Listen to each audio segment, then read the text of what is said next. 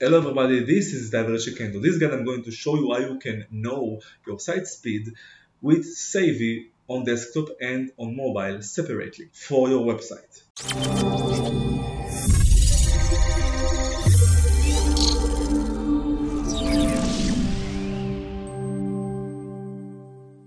Okay, so first of all, in order to be able to know what is your website speed test score, you have to log in to your website on savvy.com right here, as you can see, or scan it for the first time.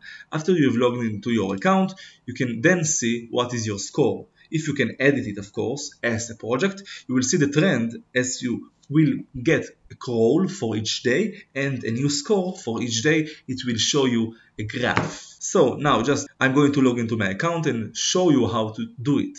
After you have edited it as a project, down here this is my website, and as you can see right here on the scroll, which was done today, on desktop I have a great score, but on mobile I have to improve it. So let's go to the site overview tab right here, and as you can see right here you have the diagnostics and opportunities that you can of course improve your site speed test score on mobile as well.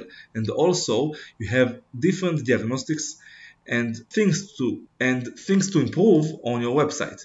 Now if you want to see the trend, of course you will need to crawl and edit it as a project, so it will get any day any new score that you have.